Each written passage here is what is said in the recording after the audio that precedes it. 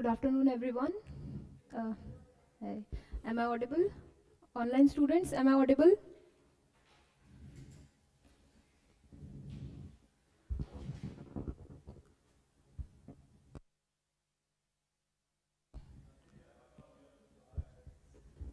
आ रहे? ओके, ठीक है। तो हम स्टार्ट करते हैं। आप लोग रीड करके आए हैं? थोड़ा बहुत? हाँ, ठीक है। रीड किए हैं, बहुत काफ़ी है। थोड़ा ही किए हैं। अभी तक कोई डाउट? हमने इंडियन कॉन्ट्रैक्ट एक्ट स्टार्ट किए थे। आज थोड़ी सी मैराथन टाइप की क्लास होगी जिसमें will try to cover and will try to complete this Indian contract act. तो अभी तक कोई doubt? Online students, any doubt? Offline students, any doubt? No? Okay. हाँ हाँ हाँ, अभी अब शुरू करते हैं, रुकिए। ठीक है, मैं फिर से पूरी प्रोसेस स्टार्ट करती हूँ, ध्यान से सुनिएगा। हम अभी समझ रहे हैं कॉन्ट्रैक्ट फॉर्मेशन की प्रोसेस। कॉन्ट्रैक्ट कैसे बनता है? ऑफर क्या होता है? It is given defined in section 2A of Indian contract act. What is it? Offer क्या होता है? When one person signifies his willingness to do or abstain from doing something in order to obtain the assent of another person, so then he is said to make an offer. And when this offer is accepted, it is called acceptance, and it becomes a promise. The person who gives the offer becomes the promiser or the offerer, and the person to whom the offer is given or who gives the acceptance becomes the promisee or acceptor or offeree, by whatever name you want to call. Acceptance is defined under section 2B. ऐसे याद करो, पहले offer आता है, फिर acceptance आएगा, 2B. Okay, अभी हम देखेंगे कि और भी क्या चीज़ें होती है. After this offer plus acceptance becomes a promise. But फिर ऑफर, एक्सेप्टेंस और जब कंसिडरेशन मिल जाता है उसमें, then it becomes what? It becomes an agreement. Consideration सबको क्लियर है क्या था? Something in exchange, it's consideration. After consideration, अब only those agreements which are enforceable by law they become contract. अब हाँ, दो क्वेश्चन थे कि ऐसे contracts which are not enforceable by law वो क्या होते हैं? बोलो बोलो. Yes, void agreements. हम समझेंगे अभी वॉइड की मीनिंग क्या होती है. And those agreements which are enforceable at the option of only one party and not at the option of the other party, those are called, yes, voidable agreements. ठीक है. Online students, clear हो रहा है? Yes, no? आपकी silence को मैं acceptance समझूंगी. जब तक हम फ्रॉड नहीं पढ़ लेते तब तक तो एटलीस्ट. ठीक है. Offer plus acceptance becomes a promise. When offer, acceptance as well as offer and acceptance is accompanied by consideration, then it becomes an agreement. When agreement is enforceable by law, enforceable, not enforceable, and enforceable by at the option of one party. So when it is enforceable, it becomes a, साथ में बोलो, contract. When it is not enforceable, it becomes void agreements. And when it is enforceable at the option of one party, it becomes voidable agreements, right? Voidable. Okay. void का मतलब क्या होता है? अब हम इसके इफेक्ट समझते हैं पहले. void agreement का इफेक्ट क्या होगा? It will be considered as null and void, as if there was no agreement or contract in force. सब पार्टीज की सिचुएशन वैसे ही हो जाएगी जैसे एग्रीमेंट के एंटर होने के पहले थी, राइट? voidable के केस में क्या होगा? वॉइडेबल में मतलब सिर्फ एक पार्टी के पास ये ऑप्शन रहेगा कि वो उसको उस कॉन्ट्रैक्ट को या तो वैलिड कर सकती है, जैसे चल रहा है वैसे चलने दे सकती है, या उसे वॉइड डिक्लेयर करवा सकती है।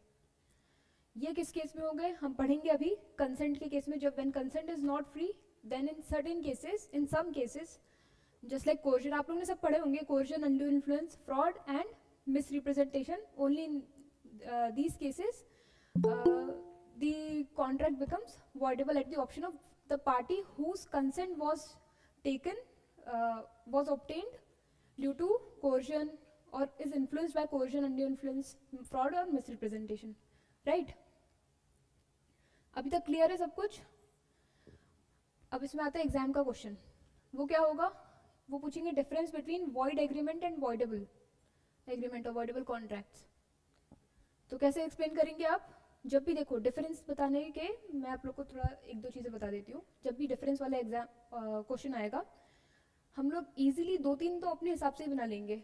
अगर आप लोगों को डेफिनेशन याद है तो सबसे पहले लिख देना कि दोनों कहाँ कहाँ डेफिनेशन में। हाँ, एक और चीज़, कॉन्ट्रैक्ट कहाँ डिफाइंड है, इन तीनों में ही हम डिफरेंस देख लेते हैं। कॉन्ट्रैक्ट कहाँ डिफाइंड है, सेक्शन 2H में। कॉन्ट्रैक्ट के पहले डिफाइंड है वॉइड एग्रीमेंट, और कॉन्ट्रैक्ट के बाद डिफाइंड है वॉइडेबल। ठीक है, वॉइड, वैलिड, वॉइडेबल, ऐसे डिफाइंड है। तो सबसे पहले हम डिफरेंस लिख देंगे कि कहाँ कहाँ कौन सी चीज़ कहाँ डिफाइंड है। किसी का भी आपको डिफरेंस लिखना हो, ये तो लिखना ही है कि कौन सी चीज़ कहाँ डिफाइंड है। ऑब्वियसली सेम सेक्शन में तो नहीं होगी, एक हमारा पॉइंट मिल गया। दूसरा, इनकी डेफिनेशन क्या कहती है। दूसरा, on the basis of definition पर हम उनका डिफरेंस बता देंगे। ठीक है, तीसरा उनके इफेक्ट पर हो जाएगा। वॉइड एग्रीमेंट का इफेक्ट क्या हो जाएगा, नल एंड वॉइड और नो फोर्स। वॉइडेबल का क्या हो जाएगा कि एक पार्टी उसे इधर वैलिड और वॉइड डिक्लेयर करवा सकती है। ये इफेक्ट हो गया। और एक क्या बता सकते हैं आप लास्ट में, एक एग्जाम्पल चाहे तो दे सकते हैं। 1 2 3 4, कुछ नहीं करके भी हमारे पास 4 डिफरेंसेस आ गए हैं। कोई भी डिफरेंस आए, ये 4 चीज़ें आपको हर चीज़ में मिल जाएगी। मतलब मिसरिप्रेजेंटेशन या फ्रॉड के केस में भी सेम ऐसे ही होगा जो डिफरेंस आते हैं जनरली।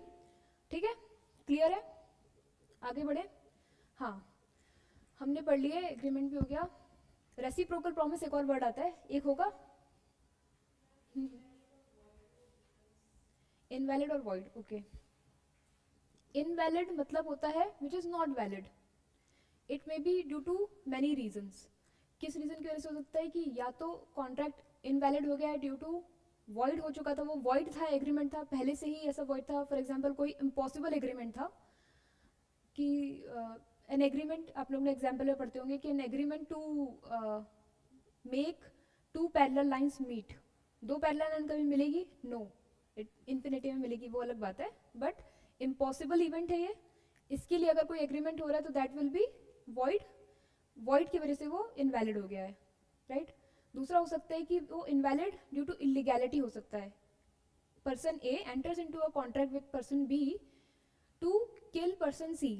पहले वो सुपारी वाली चीज होती थी ना, एक पर्सन ने दिया है बी को कि इसको मार दो, तो वो क्या होगा, due to illegality the contract becomes, the agreement is invalid.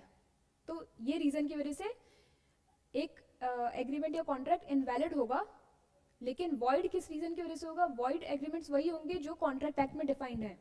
हम अभी पढ़ेंगे, जैसे सेक्शन 26 होता है agreement in restraint of marriage, section 27 होता है agreement in restraint of trade, agreement in restraint of legal proceedings, agreement which are not being certain और not capable of being certain 29। Section 30 होता है एग्रीमेंट, वेजरिंग एग्रीमेंट्स जो होते हैं 30 वो होते हैं। इम्पॉसिबल इवेंट्स वॉइड एग्रीमेंट होते हैं। तो these are which are enumerated in mentioned in Indian Contract Act under various sections, they will be considered as void agreements. clear हुआ डिफरेंस? ठीक है, यही आप इलीगल और void के बीच में भी डिफरेंस अगर आ सकता है तो इलीगल एग्रीमेंट और void एग्रीमेंट के बीच के भी आ सकता है। void हमेशा से ही वो रहेगा, void रहेगा। एक इलीगल एग्रीमेंट या तो किसी कंटिजेंसी की वजह से भी हो सकता है कि फॉर एग्जाम्पल एक लॉ थी जो आज तक किसी चीज़ को परमिट करती थी। फॉर एग्जाम्पल एक लॉ थी, वो बोलती थी कि कुछ टाइप ऑफ कैप्स होते हैं वो आज तक आप लोग बेच सकते हैं, कल से क्या होता है कि उस टाइप के कैप्स कल से बेचना बैन हो जाता है कंट्री में, लॉ हो जाती है, बोलते हैं कल से आप ये इस टाइप के कैप्स कोई नहीं बेच सकता है, ना कोई खरीद सकता है। तो वो क्या था, ड्यू टू इलीगैलिटी अब वो वॉइड हो चुका है। ठीक है, तो ये डिफरेंस आ गया। तो इस तरह से आप लोग डिफरेंशिएट कर सकते हैं। क्लियर है, आगे बढ़े। हाँ, प्रॉमिस में आपने एक और टर्म सुने होंगे, आप लोग को टर्म्स में कोई प्रॉब्लम ना हो इसलिए मैं कुछ बता देती हूँ। रेसिप्रोकल प्रॉमिस सुने होंगे। रेसिप्रोकल प्रॉमिस क्या होता है? प्रॉमिस फॉर प्रॉमिस, एक प्रॉमिस के अगेंस्ट दूसरा प्रॉमिस है कि अगर मैंने बोली हूँ मुझे अपना फ़ोन चाहिए है, मैं अपना फ़ोन बेचना चाह रही हूँ या मैं अपना घर बनवाना चाह रही हूँ आपसे, आप एक आर्किटेक्ट हैं, I want you to construct me a house and for that I give some amount. तो अब आपके ऊपर क्या बर्डन है? मेरे ऊपर बर्डन है that I have to pay you. आपके ऊपर क्या बर्डन है? आपका क्या प्रॉमिस है? That you are going to construct a decent house, मतलब according to my condition a house for me. और मेरा क्या प्रॉमिस है? That I will pay to you. तो ये क्या हुआ? Promise for promise, reciprocal promise हो गए। ठीक है, नेक्स्ट। क्लियर है? नेक्स्ट हम चलते हैं, अब हम पढ़ेंगे सेक्शंस में देख सकते हैं आप सेक्शन 3, सेक्शन 4 ये कहते हैं कि एक्सेप्टेंस, और सेक्शन 5 एंड सेक्शन 6 ये कहते हैं कि एक वैलिड एक्सेप्टेंस क्या होता है। ऑफर तो आपको क्लियर है, ऑफर क्या होगा कि इंटेंशन होना चाहिए प्लस कम्युनिकेट होना चाहिए। आप अपना ऑफर अपने पास रखेंगे, कम्युनिकेट नहीं होगा तो क्या होगा? वो क्या वो ऑफर होगा? नहीं होगा। Same with the acceptance. तो फॉर एन एक्सेप्टेंस वैलिड और इसेंशियल कंडीशंस क्या है? First, that it should be absolute, right. Absolute मतलब पूरी तरह से कंप्लीट होना चाहिए, एब्सोल्यूट एंड अनक्वालिफाइड। सॉरी, इसकी कम्युनिकेशन जो है वो एब्सोल्यूट एंड अनक्वालिफाइड होनी चाहिए। अनक्वालिफाइड मतलब क्या होता है? Without any condition. हम फ़ोन वाला एग्जाम्पल बहुत ही कॉमन है, हम इसी पर खेलेंगे, ठीक है, मतलब समझेंगे। मैं अपने फ़ोन की बात करती हूँ, मैं कहती हूँ कि I want to sell my phone for XYZ amount, for let's say for ₹10,000। आप बोलते हैं okay, I want to buy your phone for ₹10,000 and also I want to buy your watch along with the same offer. तो अब इस same offer में आप accept तो कर रहे हैं, लेकिन आपकी कंडीशन है कि उसके साथ में आप मेरी वॉच भी खरीदेंगे 10,000 रुपीज़ में। ये तो मेरे ओरिजिनल ऑफर का पार्ट नहीं था, ठीक है, तो इसको क्या कहते हैं? अनक्वालिफाइड। अब सॉरी, इसको कहेंगे हम कंडीशनल या क्वालिफाइड। क्वालिफाइड का मीनिंग होता है कंडीशन। कंडीशन लग गई मतलब क्या? ये एक्सेप्टेंस हुआ? नहीं हुआ, ठीक है। तो क्या चाहिए होता है? Unqualified absolute acceptance. अब ये जो मैंने कही कि आपने कहे फॉर एग्जांपल मैंने बोली 10,000 रुपीज़ में मेरा फ़ोन आप मैं बेचना चाह रही हूँ, आप बोलेंगे मैं 7,000 में ख़रीदना चाहूँगी। तो ये क्या होगा? इसे कहते हैं काउंटर ऑफर, ठीक है। ऑफर के अगेंस्ट आपने एक ऑफर दिए, ना कि एक्सेप्टेंस दिए। ऑफर के अगेंस्ट अगर एक्सेप्टेंस हो जाएगा तो क्या हो जाएगा? प्रॉमिस। ऑफर के अगेंस्ट एक और ऑफर आता है तो क्या बनेगा? वो काउंटर ऑफर। पहले वाला ऑफर भी खत्म हो गया, अब ऐसा है, ठीक है, कुछ नहीं बचा, सिर्फ वो काउंटर ऑफर आएगा। अब जिसने काउंटर ऑफर दिया है वो ऑफर बन गया, और जिसको दिया है अब वो, मैं आपने 7,000 बोले, अब it is up to me whether I should accept और नॉट, मतलब आई विल एक्सेप्ट और नॉट। मैं एक्सेप्ट कर भी सकती हूँ, नहीं भी कर सकती हूँ, it is up to me. Next एक और होता है क्रॉस ऑफर, ठीक है। 3 टर्म्स, ऑफर आप लोग को क्लियर है, काउंटर ऑफर क्लियर है, यस और no? Okay, and cross offer. ये पहले के टाइम पर ऐसा होता था, अभी तो ठीक है, हो भी सकता है, नहीं भी हो सकता है, बट पहले क्या होता था, लोग they use to communicate through post card, telegram, ठीक है। तो सेम टाइम पर सेम चीज़ के लिए, सेम अमाउंट के लिए ऑफर दिया जा रहा है एक दूसरे को। मैं यहाँ से मैं लिख कर दे रही हूँ पोस्ट कार्ड में कि मैं अपना, अब पोस्ट कार्ड में लिख रही हूँ तो फ़ोन तो नहीं होगा, मैं अपना हॉर्स बेचना चाह रही हूँ फॉर XYZ रुपीज़, और आपका एक सामने से मुझे आता है कि आप मेरा हॉर्स XY सेम अमाउंट में ख़रीदना चाह रहे हैं। जिस दिन मैं यहाँ से भेज रही हूँ, आप यहाँ से भेज रहे हैं, सेम डे भेजते हैं हम, तो क्या हुआ, दोनों एक दूसरे के क्रॉस हो गए, क्योंकि इसमें किसको पता चलेगा कि किसने किसको ऑफर दिया है, राइट? तो इसलिए क्या होता है, क्रॉस ऑफर होता है, इसमें कोई भी ऑफर नहीं हुआ, किसी का भी ऑफर नहीं हुआ, क्रॉस हो गया, खत्म हो गया ऑफर, ठीक है। हम अब मैं आपको पोस्ट वाला छोड़ के फ़ोन में बात करती हूँ। मैं कॉल की हूँ आपको, और एक टाइम पर हमें ऐसा होता है कि मैं अपना कुछ बता रही हूँ कि मेरे पास एक हॉर्स है, ये है, फिर मुझे आइडिया है कि मैं आपको बोल सकती हूँ कि मैं आपको अपना हॉर्स बेचने के लिए बोल सकती हूँ, ठीक है। और आपको भी याद आता है, अच्छा ये उनके हॉर्स के बारे में बोल रही है, मैं इनका हॉर्स खरीद सकती हूँ। हम दोनों बोलते हैं फ़ोन पर कि मैं बोलती हूँ पहले साथ में, मैं अपना हॉर्स बेचना चाह रही हूँ, और आप बोलेंगे कि मैं आपका हॉर्स खरीदना चाह रही हूँ फॉर किसी भी अमाउंट में, मतलब हमारा जो सेम अमाउंट है 10,000, 20,000, 30,000 में। तो ये क्या हुआ, क्या हमने एक दूसरे की बात सुने? एक साथ बोलेंगे तो हम एक दूसरे की बात नहीं सुन पाएंगे। यही इफेक्ट होता है क्रॉस ऑफर का, कि एक दूसरे की बात हुई, खत्म हो गया, क्रॉस हो गया ऑफर। सेम टाइम पर सेम चीज़ के रिगार्ड में सेम सब्जेक्ट मैटर हो गया, सेम अमाउंट के लिए बोला जा रहा है, तो क्रॉस, कोई किसी के नहीं चलेगा। वरना अगर दोनों का ही ऑफर, फॉर एग्जाम्पल दोनों का ही ऑफर कंसिडर करेंगे, तो अब इसमें कौन ऑफरर बनेगा, कौन ऑफरी बनेगा? दोनों ही ऑफरर बन जाएंगे, दोनों एक्सेप्टर बन जाएंगे, तो दो कॉन्ट्रैक्ट रहेंगे for the same thing. So that is not the intention of the law. Clear है? क्रॉस ऑफर क्लियर है आप लोगों को? ठीक है, ओके।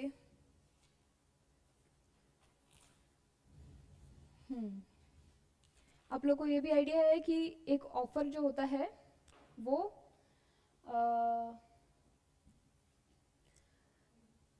मतलब कोई भी कॉन्ट्रैक्ट ओरल भी हो सकता है और रिटन भी हो सकता है। इट इज़ नॉट नेसेसरली कि वो सिर्फ रिटन पर हो तो ही हो, it is up to the parties कि वो ओरल में करना चाह रहे हैं या रिटन में करना चाह रहे हैं। क्लियर है?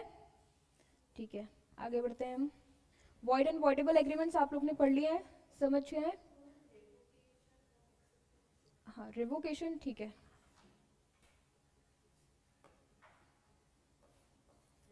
रिवोकेशन का मतलब होता है वापस लेना, टेकिंग बैक, टेकिंग बैक, ठीक है। ऑफर का या एक्सेप्टेंस का रिवोकेशन हो सकता है। अब फॉर एग्जांपल मैं सोच रही थी कि मुझे अपना टीवी बेचना है, लेकिन और मैं आपको ऑफर भी दे देती हूँ, लेकिन फिर मुझे मन लगता है नहीं यार छोड़ो, मुझे नहीं बेचना अपना टीवी। तो ऑब्वियसली मेरे पास ये राइट है कि मैं अपना ऑफर वापस ले सकती हूँ, लेकिन कब तक? एक टाइम पीरियड तक, जब तक कि आपका एक्सेप्टेंस ना मिल जाए। अगर आपने एक्सेप्टेंस दे दिए हो तो ऑफर और एक्सेप्टेंस मिलके क्या बना देंगे? प्रॉमिस। अब तो मैं वापस नहीं ले सकती, प्रॉमिस बनने से पहले, आपकी एक्सेप्टेंस आने से पहले मुझे अपना ऑफर वापस लेना पड़ेगा, ठीक है। And same goes with acceptance, मतलब अब मैं अपनी टीवी बेचने के लिए तैयार हूँ, आपने बोले आपको खरीदना है मेरी टीवी, लेकिन एट द सेम टाइम क्या होता है कि आपका मन बदल गया, छोड़ो मुझे कहीं और से बेटर डील मिल रही है, मुझे इनके पास से नहीं खरीदना है। तो आपके पास तब तक राइट है जब तक कि आपका जो एक्सेप्टेंस है, इसमें एक्सेप्टेंस का रिवोकेशन में दो चीज़ है। एक्सेप्टेंस के रिवोकेशन का ये है कि जब तक आपका एक्सेप्टेंस मुझ तक ना पहुंचे तब तक you have the right to revoke your acceptance. Clear है?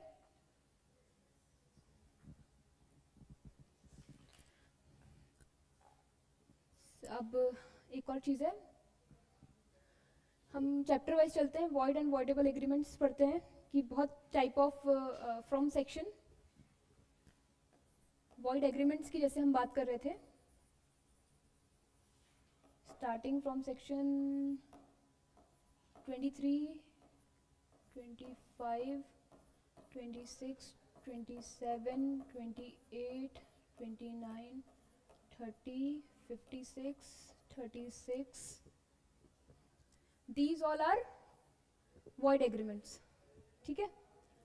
सेक्शन 23 कहता है void, ये कहता है कि वो सारे, हाँ आप लोग ने कंसिडरेशन समझ आया।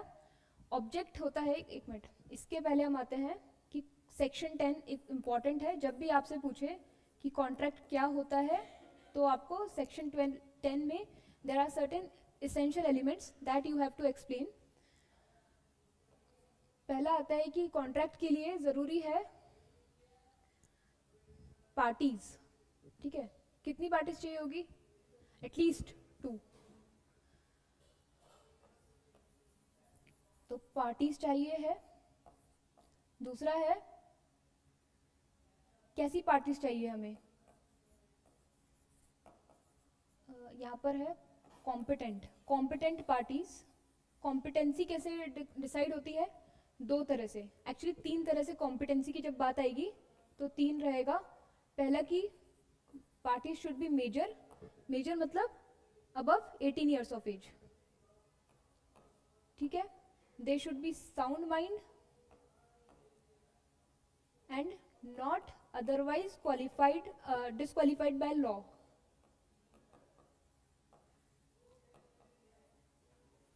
राइट.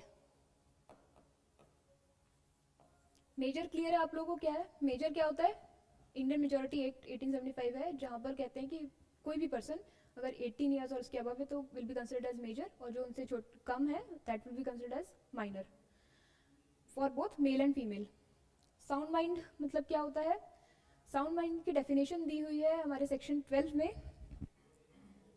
ये कहता है कि साउंड माइंड वाले पर्सन वो है जो कि विथ रिस्पेक्ट टू कॉन्ट्रैक्ट वो पर्सन है कि अगर वो अपना डिसीजन वो किसी चीज़ को सुनकर अपना डिसीजन बना सके कि उसे कॉन्ट्रैक्ट में एंटर करना है या नहीं करना है. ठीक है. कोई भी अगर उन्हें, और यहाँ पर हम साउंडनेस की बात ऐसे कर रहे हैं कि ये लीगली साउंड माइंड. ठीक है. मेडिकली तो ठीक है. फॉर एग्जाम्पल इसमें कुछ 2 वो देते हैं, एग्जाम्पल काइंड ऑफ देते हैं कि एक पर्सन है वो ल्यूनेटिक है, मतलब अनसाउंड में आता है, अनसाउंड पर्सन की कैटेगरी में आता है, एंड दैट पर्सन एक मेंटल असाइलम में है. उस मेंटल असाइलम में फॉर होल पीरियड वो, क्योंकि ल्यूनेटिक है इसलिए वहाँ रह रहा है, लेकिन कुछ ऐसे इंटरवल्स होते हैं जबकि वो साउंड माइंड का रहता है. ठीक है. आपने देखी होंगी कि कुछ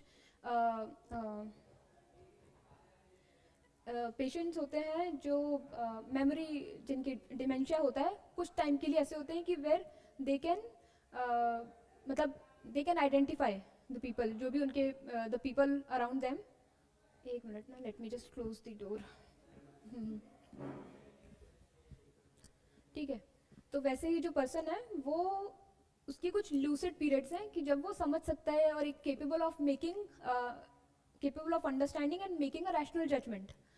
अब उस पर्सन को उस टाइम के लिए उनसे कॉन्ट्रैक्ट में एंटर करते हैं, मतलब उसको समझ रहता है और वो साइन कर देते हैं. तो फॉर अगर वो person even though that person is lunatic, but for that time period if he understands and capable of making a rational judgment, rational मतलब रीजन्ड जजमेंट, उनके इंटरेस्ट को अफेक्ट करे या ना करे उसको समझते हो, then that will be considered as that, ऐसे कि that person is a person of sound mind. और सेम इसका वाइस वर्सा भी ट्रू है कि जो पर्सन बिल्कुल साउंड माइंड है लेकिन बीच बीच में कभी ल्यूनेसी के अटैक्स आते रहते हैं, अगर पूरे साउंड माइंड के अलावा सिर्फ उस ल्यूनेसी के अटैक में अगर उसके साथ कोई कॉन्ट्रैक्ट में एंटर करता है तो at that time he is not able to make a reasonable judgment or decision as to enter into the contract. So at that time he will be considered as a unsound mind. और उनके साथ अगर कोई contract enter करेंगे तो क्या होगा? Will be of no effect. तो पार्टीज कॉम्पिटेंसी में ये तीनों चीजें होना बहुत जरूरी है, मेजर, साउंड माइंड, और किसी और लॉ से उस पर्सन को डिस्क्वालीफाई नहीं किया हो. कभी कभी किसी कॉन्ट्रैक्ट में एंटर करने के लिए, for example public servants in certain contracts they are barred. कुछ जब किसी लैंड, किसी प्रॉपर्टी का जनरली एक ऑक्शन होता है और उसमें उस ऑक्शन के लिए कुछ कुछ पब्लिक सर्वेंट्स अगर वो उस जो भी ट्रांजैक्शन उससे रिलेटेड है तो they are barred, they can not take part in that auction to buy that property और परचेज दैट प्रॉपर्टी. तो उस केस में क्या होगा? वो जो पर्सन्स होंगे they will be considered as disqualified under the law because of the law. तो ऐसे ही किसी किसी लॉ में देयर आर सर्टेन पर्सन्स जो कि कभी कभी डिस्क्वालिफाइड होते हैं to enter into a contract. या फिर फॉर एग्जांपल इंसॉल्वेंसी, जब किसी पर्सन के पास सफिशिएंट बैलेंस नहीं है कि वो अपने डेट्स कर सके, डेट्स पे कर सके, तो at that time that person will be considered as disqualified, क्योंकि अब वो कॉन्ट्रैक्ट में क्या ही एंटर करेगा जब वो प्रीवियस अपने डेट्स नहीं पे कर पा रहा है, तो वो डिस्क्वालीफाइड बाय लॉ कंसिडर होता है। तो कॉम्पिटेंसी के लिए क्या ज़रूरत है? सिर्फ मेजॉरिटी, सिर्फ अनसाउंड माइनस और ये थर्ड वाला नहीं, तीनों साथ में ज़रूरी है। इनमें से भी कुछ एक नहीं होगा तो क्या होगा? पर्सन कॉम्पिटेंट नहीं कहलाएगा। माइनॉरिटी के लिए एक चीज़ आप देख लीजिए, माइनर के साथ अगर कोई भी एग्रीमेंट होगा तो वो क्या कहलाएगा? वॉइड। उसका ऐसा इफेक्ट होगा कि as if there was no contract, और माइनर के ऊपर कोई भी रेस्ट्रिक्शन नहीं है कि वो आपको लाके कोई भी अमाउंट है कुछ भी लाके वापस करे। तो इसलिए बच्चों मतलब 18 बिलो जो भी है उनके साथ कभी कॉन्ट्रैक्ट में एंटर नहीं होना है। इसके लिए एक इम्पॉर्टेंट केस है,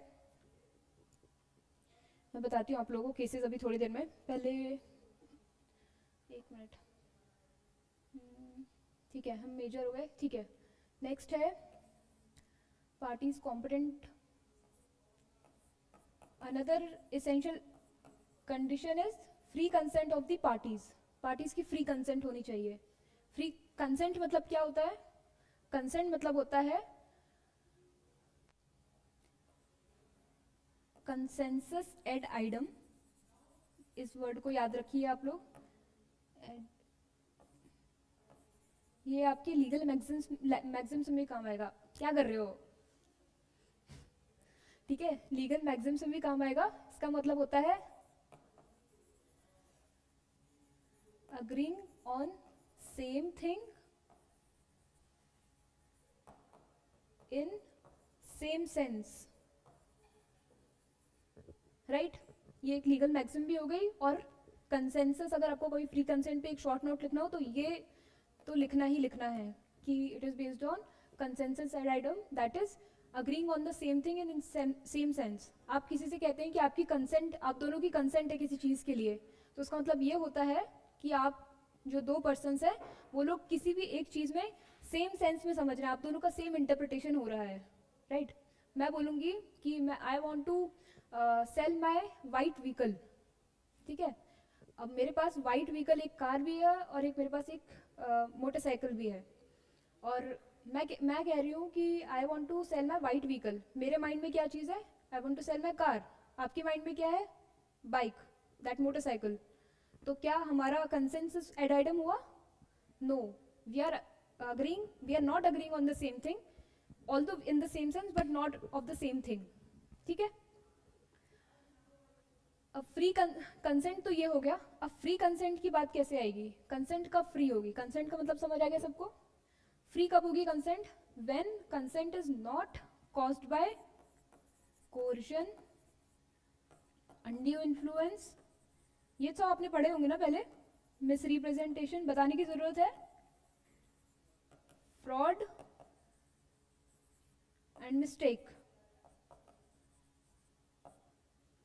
ठीक है? बताने की जरूरत है नहीं ना? आगे बढ़े। अनड्यू इन्फ्लुएंस, थोड़ा जल्दी जल्दी मैं एक चीज़ बता देती हूँ जो अगर आप लोगों ने नहीं पढ़े होंगे। कोर्शन मतलब होता है किसी भी पर्सन को थ्रेटन करके या तो उनकी प्रॉपर्टी के लिए, या पर्सन को किसी ऑफेंस से करने के लिए, या किसी पर्सन थ्रेटन करके किसी कॉन्ट्रैक्ट में एंटर करवाना, that is known as coercion. मतलब अंडर ड्यूरेस, जबरदस्ती से आप उनको डरा रहे हो, धमका रहे हो और फिर कॉन्ट्रैक्ट में एंटर करवा रहे हो, दैट इज कोर्शन। इसमें एक केस है, लिख सकते हैं आप लोग, चिक्कम अमीराजू वर्सेस चिक्कम सेशम्मा।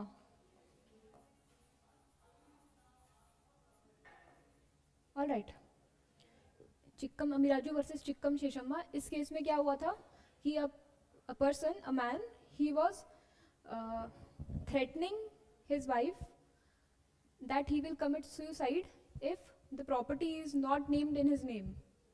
तो ये क्या है? It's a coercion. अगर उन्होंने साइन भी कर दिए तो भी बोल सकती है भाई सुसाइड की धमकी दे रहे थे, तो हम बाउंड नहीं है इस कॉन्ट्रैक्ट के लिए, ठीक है? सुसाइड से याद रखिएगा क्वेश्चंस आते हैं कि threat to commit suicide, will it come under coercion, undue influence, misrepresentation? It will come under coercion case है ये। अनड्यू इन्फ्लुएंस क्या होता है? अनड्यू इन्फ्लुएंस के लिए आपको बस एक चीज याद रखनी है,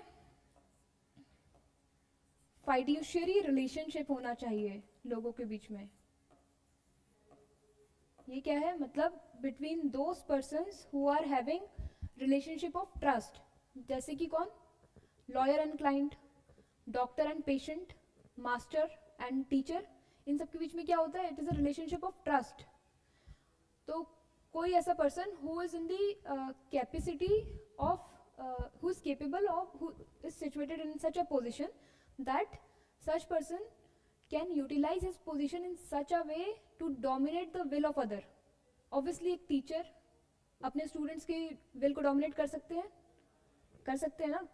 तो इस केस में या डॉक्टर अपने पेशेंट की सिचुएशन अपने की विल को डोमिनेट कर सकते हैं, बिल्कुल कर सकते हैं। तो इनके बीच में फाइड्यूशियरी रिलेशनशिप हो गया, and that person uses that position to dominate the will of other and with the intention of making that person enter into a contract. तो क्या होगा? ये अनड्यू इन्फ्लुएंस होगा। इस केस पर अगर लगता है कि ऐसा कुछ हुआ है, तो रिस्पॉन्सिबिलिटी किसकी होगी? उस पर्सन की होगी who were in that position। उन्हें बताना पड़ेगा नहीं नहीं ऐसा कुछ नहीं है, मैंने अपनी कोई पोजीशन ऑफर ऐसा नहीं किया हूँ, यूज नहीं किया हूँ, it was just his free consent of the person. ठीक है? मिसरिप्रेजेंटेशन ऑफ फ्रॉड, दोनों थोड़े से सिमिलर हैं। फ्रॉड क्या होता है? जब पर्सन का, डिफरेंस बता देती हूँ।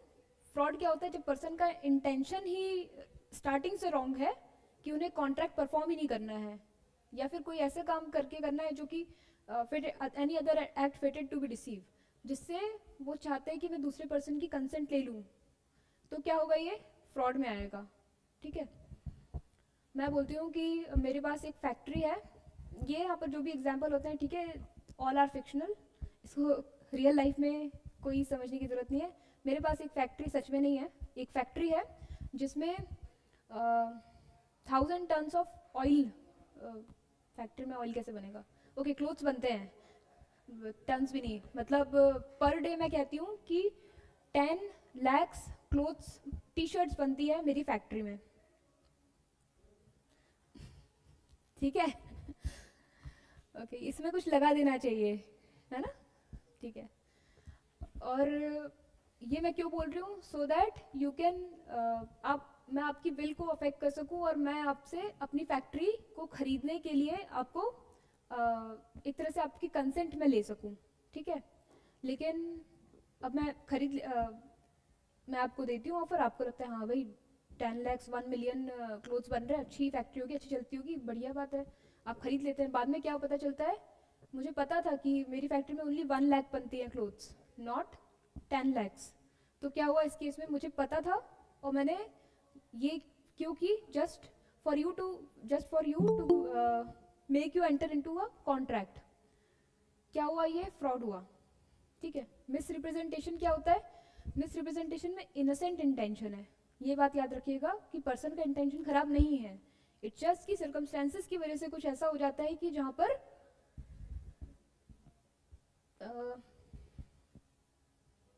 कुछ रिप्रेजेंटेशन ऐसा होता है जिस वजह से मीटिंग ऑफ माइंड्स नहीं हो पाते हैं, तब कहा जाएगा क्या होगा? मिसरिप्रेजेंटेशन। यहाँ पर इंटेंशन इनोसेंट रहेगा और यहाँ पर इंटेंशन क्या रहेगा? डिसेप्टिव। इन दोनों के बीच में अगर आएगा तो इन दोनों के बीच में डिफरेंस आएगा। मिसरिप्रेजेंटेशन, सबसे पहले क्या लिखेंगे इनके डिफरेंस में? नहीं, सबसे पहले क्या लिखेंगे? पहले सेक्शन लिख देना है। कहाँ पर है? क्वेश्चन है 15, अनड्यू इन्फ्लुएंस 16, 18, 17, 19। ठीक है? एक 18 में डिफाइन है, एक 17 में डिफाइंड है।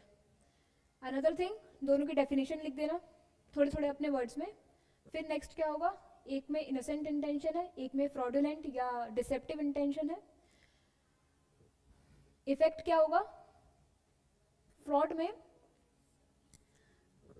ये हो सकता है कि हाँ, इन सब में टिल फ्रॉड क्या होता है? ये सारे एक तरह से वॉइडेबल एग्रीमेंट्स होते हैं, ठीक है। इसका मतलब क्या हुआ, जिस पर्सन के साथ कोर्जन हुआ है, जिसके ऊपर या जिसके ऊपर अनड्यू इन्फ्लुएंस हुआ है, मिसरिप्रेजेंटेशन हुआ है या फ्रॉड हुआ है, तो इन दैट केस क्या होगा, ही कैन और शी कैन, हाँ, can go to the court, किस लिए, अगर उन्हें कॉन्ट्रैक्ट को वॉइड डिक्लेयर करवाना है, राइट।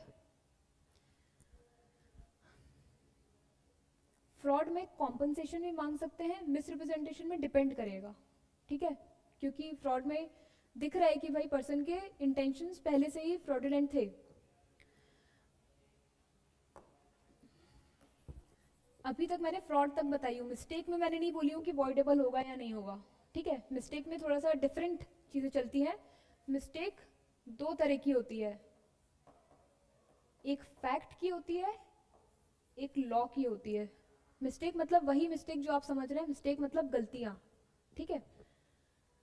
मिस्टेक फैक्ट की होती है और लॉ की होती है। लॉ में भी दो तरह की लॉ की होती है, एक इंडियन लॉ की होती है और एक फॉरेन लॉ की होती है, ठीक है। तो इनका इफेक्ट क्या होगा, मिस्टेक ऑफ लॉ में अगर दोनों पार्टीज का मिस्टेक है एज टू इंडियन लॉ, तो कोई भी बेनिफिट नहीं मिलेगा, कॉन्ट्रैक्ट क्या होगा, नॉट वॉइडेबल, ठीक है। क्यों, क्योंकि भाई इंडिया में रहते हो, every person is suppose to know the law, Indian law तो पता ही होना चाहिए सबको। इस प्रिजम्पशन से कहते हैं कि अगर इंडियन लॉ में आप गड़बड़ कर रहे हो तो ये होगा कि ये किसी भी तरह से कंसिडरेबल नहीं है, कंसिडरेशन में नहीं लिया जाएगा, और जो आपका कॉन्ट्रैक्ट है वो तो वैसा का वैसे ही रहेगा। इस पर आप नहीं क्लेम कर सकती कि अच्छा मुझे पता नहीं था इस लॉ के बारे में, राइट। बट अगर फॉरेन लॉ की किसी लॉ का अगर मिस्टेक है बिटवीन द पार्टीज, तो क्या होगा, इट विल बी वॉइड, क्योंकि हर किसी को नहीं पता होता ना फॉरेन लॉ, तो इसलिए यहाँ पर एक्सेप्शन मिल सकता है। मिस्टेक ऑफ फैक्ट क्या होगा, सीधे सीधे वॉइड होगा। Mistake of fact as to any essential thing, कोई ऐसी इंपॉर्टेंट चीज़ के लिए, जैसे कि मैंने आपको ये बताई हूँ कि एक एग्जाम्पल आता है इसमें कि एक पर्सन है ए, वो बोलता है कि मेरा जो कार्गो है शिप से निकला हुआ है वो मैं आपको जब जैसे ही पहुंचेगा मैं आपको उसको बेचने का दोनों के बीच में कॉन्ट्रैक्ट हुआ है। लेकिन ए को नहीं पता कि जिस टाइम पे कॉन्ट्रैक्ट एंटर किया हुआ है उस टाइम पर कार्गो जो शिप है वो खो गया है या डूब गया है पानी में। तो क्या हुआ, it is a mistake of fact and not known to either party, क्या होगा, वो वॉइड हो जाएगा, ठीक है। इंडियन लॉ फॉरेन लॉ का पता है आप लोगों को, ठीक है। और एक और चीज़ है, इसका एक एक्सेप्शन है कि फैक्ट के लिए कोई भी मिस्टेक ऑफ फैक्ट तो वॉइड होगी होगी अगर कोई कॉन्ट्रैक्ट उस पर बेसिस पर होता है तो। लेकिन अगर सिर्फ सब्जेक्ट मैटर की वैल्यूएशन की बात कर रहे हैं, उसके रिलेशन में अगर फॉर एग्जांपल आप कोई कॉन्ट्रैक्ट में एंटर कर रहे हैं और ऑन सर्टेन अमाउंट, लेकिन उसके बाद आप बोलते हैं कि अच्छा मुझे तो पता ही नहीं था कि इस चीज़ की इतनी अमाउंट था या इतनी वैल्यू थी, तो ये मिस्टेक ऑफ फैक्ट नहीं हुआ। वैल्यूएशन, किसी सब्जेक्ट मैटर का वैल्यूएशन के जो भी रहेगा बेसिस, वो कभी भी मिस्टेक ऑफ फैक्ट नहीं होगा। तो उस केस में क्या होगा, it will be considered as valid agreement. Also mistake of fact unilateral, यहाँ पर तो दोनों पार्टीज की गलती थी ना, क्योंकि एक को तो पता ही नहीं हो कि उसका शिप डूब गया है और दूसरे को तो वैसे भी नहीं पता है। लेकिन mistake of fact unilateral, uni मतलब किसी एक पर्सन की मिस्टेक अगर होती है फैक्ट की, तो क्या होगा, इट इज नॉट वॉइडेबल में आएगा, ठीक है, वो वॉइड नहीं होगा, दैट विल बी कंसिडर्ड, आप उसको वैलिड ले लीजिए। दैट वर्ड जो टर्म है इसका ध्यान रखिएगा, अगर आपको क्वेश्चन आता है कि mistake of Indian law is dash, A void, B voidable, C not voidable and D none of these, तो आप लोग ऑप्शन में क्या टिक करेंगे, नॉट वॉइडेबल. ठीक है, क्लियर है. यूनिलेटरल क्लियर है. ठीक है, अब हम आते हैं सेक्शन 23 में, जहाँ पर हम पहले जो पढ़ रहे थे. 23 कहता है कि कुछ एग्रीमेंट्स ना लॉफुल और अनलॉफुल कब होंगे. एक मिनट, इसके साथ ही हमने फ्री कंसेंट पढ़ लिया है. ठीक है, पहली कंडीशन थी competency of parties. Competency of parties में देयर वर 3 एसेंशियल्स. फिर क्या आया, फ्री कंसेंट. फ्री कंसेंट में आपको कंसेंसस एड आइटम, और कब नहीं होती है फ्री कंसेंट, जब ये पांचों चीजें में से कोई एक चीज आ जाती है तब वो फ्री कंसेंट नहीं होती है. अब अनदर थिंग इज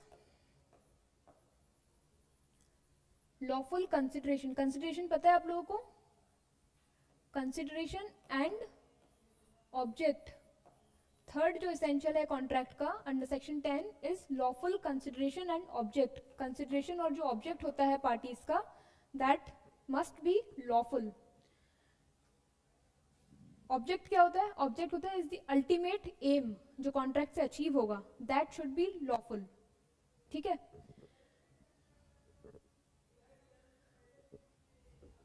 क्लियर है.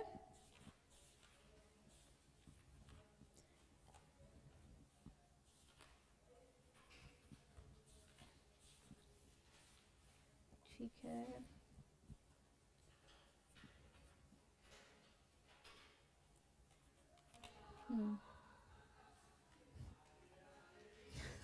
ठीक है, कोई नहीं.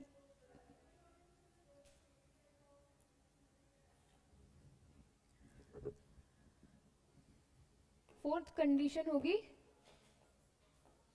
Not declared by law to B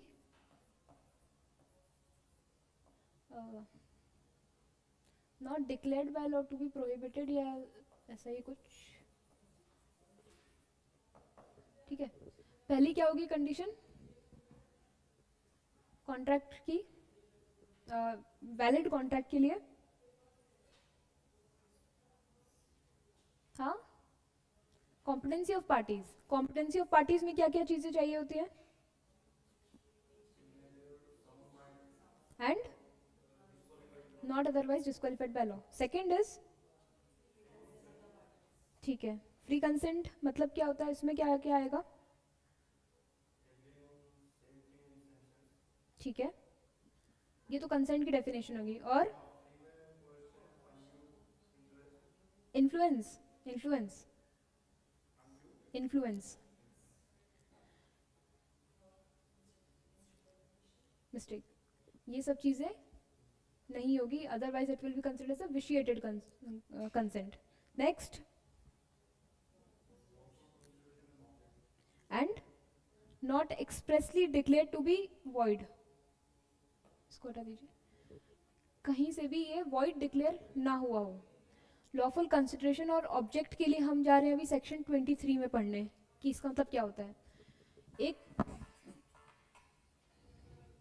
consideration और ऑब्जेक्ट कब लॉफुल कहलाएगा और कब अनलॉफुल कहलाएगा, it is given under section 23 of the ICA. कब होगा, जबकि it is forbidden, when the consideration is forbidden by law. किसी लॉ ने उसे फॉरबिडन या प्रोहिबिट किया हुआ है, या फिर अगर उसे अलाउ करेंगे तो उससे किसी पर्सन को या प्रॉपर्टी को इंजरी होगी, या फिर इमोरल है कोई ऐसी चीज, या पब्लिक पॉलिसी के ऑपोजिशन में है, या फिर फ्रॉडुलेंट है. तो इन सब केसेस में क्या होगा, कंसिडरेशन अनलॉफुल होगा. ठीक है, आप लोग एग्जाम्पल में पढ़ सकते हैं, बहुत सारे एग्जाम्पल्स दिए हैं इसमें. और सेम ऑब्जेक्ट भी अगर इन पांचों में से किसी भी एक चीज में आता है तो that will be considered as unlawful. और कोई भी लॉफुल कंसिडरेशन और ऑब्जेक्ट जो कि अनलॉफुल होगा तो वो क्या होगा, it will make the contract void. ठीक है, नेक्स्ट है not declared by law to be void. Law, which law, Indian contract act ये, या फिर कोई और लॉ, स्पेशल लॉ अगर कहती है कि कोई एक तरह से अगर ये टाइप का कॉन्ट्रैक्ट होगा तो it will be considered as a void contract. ठीक है, वॉइड एग्रीमेंट. अब इसमें हम आते हैं कि ऐसे कौन कौन से एग्रीमेंट्स हैं which are declared by law to be void. हमने जो पढ़े थे सेक्शन 23 में तो ऑलरेडी दिया हुआ है 25 to 30, 36, 56। थोड़ा थोड़ा मतलब आप लोग शॉर्ट में अगर लिखना चाहें मैं यहाँ पर लिख दूँ, आप लोग मतलब रीड तो करना है आप लोगों को, लेकिन एक जस्ट बन जाएगा। 25 में एग्रीमेंट विदाउट कंसिडरेशन, जिसमें कंसिडरेशन नहीं है वो क्या होगा, इसके लिए अभी हम सेपरेट पढ़ेंगे, ठीक है। सेक्शन 25 ध्यान रखिएगा, अभी हम आगे पढ़ेंगे इसलिए मैं आपको बताऊंगी। विदाउट कंसिडरेशन, जिसमें कंसिडरेशन ही नहीं है तो क्या होगा, वो वॉइड होगा, क्योंकि हमने पढ़े थे थर्ड कंडीशन जो होती है वैलिड कॉन्ट्रैक्ट की, that is lawful consideration on object. अब जब लॉफुल तो दूर की बात है, जब कंसिडरेशन ही नहीं है तो it will be considered, it shall become void. 26 क्या होता है, agreement in restraint of marriage.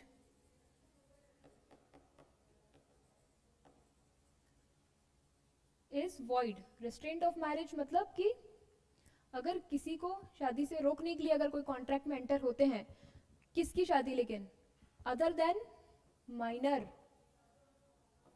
Although ये चीज अलग चीज है कि माइनर की मैरिज तो अभी हो ही नहीं सकती है, बट उस चीज में हम नहीं आते हैं। Restraint of marriage other than minor, minor के अलावा किसी और की मैरिज के रिस्ट्रेंट मतलब रोकने के लिए अगर कोई एग्रीमेंट होता है तो that shall be considered as what, void, ठीक है। For example A and B enters into a contract. A बोलता है बी से कि मैं तुम्हें 1 लाख रुपीज दूंगा अगर तुम पूरी जिंदगी भर विदाउट मैरिज के रहो, तो क्या है, हाँ बी पैसे ले लेगा और फिर ए बोलेगा अच्छा फिर शादी कर लेगा, तो क्या होगा, वॉइड था एग्रीमेंट, ठीक है। 27 क्या कहता है, रिस्ट्रेंट ऑफ ट्रेड। इसमें एक्सेप्शन क्या है, हर चीज में एक एक्सेप्शन है, इसमें माइनर एक्सेप्शन, ठीक है। माइनर की मैरिज के लिए, रिस्ट्रेंट के लिए क्या रह सकता है, हाँ हाँ हम्म हम्म हम्म हम्म।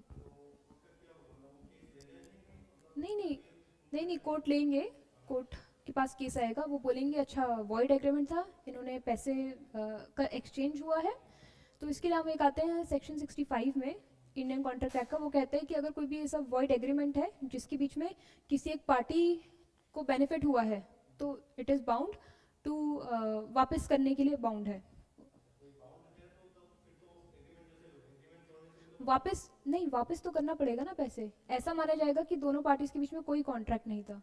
मतलब 1 लाख रुपीज अगर इन्होंने दिए, मतलब किसी के पास अनजस्ट एनरिचमेंट का एक कॉन्सेप्ट होता है, किसी के पास कॉन्ट्रैक्ट का मतलब अगर 1 लाख रुपए इसके पास दिया जाएगा तो क्या होगा, इट इज एक तरह से माना जाएगा कि कॉन्ट्रैक्ट ही चल रहा है ना, तभी तो इसलिए पर्सन को वापस करना पड़ेगा पैसे।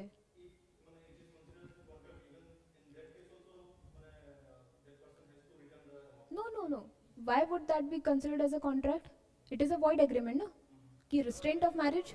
हम्म हम्म, हाँ हाँ।